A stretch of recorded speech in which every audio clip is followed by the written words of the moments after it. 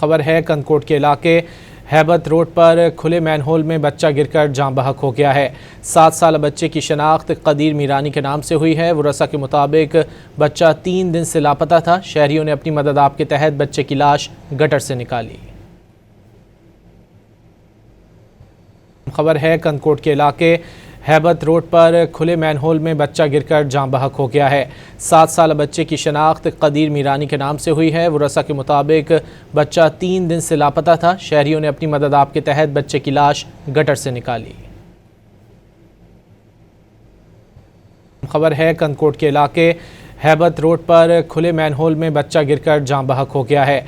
7 साल बच्चे की शनाख्त कदीर मीरानी के नाम से हुई है। वरसा के मुताबिक बच्चा 3 दिन से लापता था। शहरियों ने अपनी मदद आप के तहत बच्चे की लाश गटर से निकाली।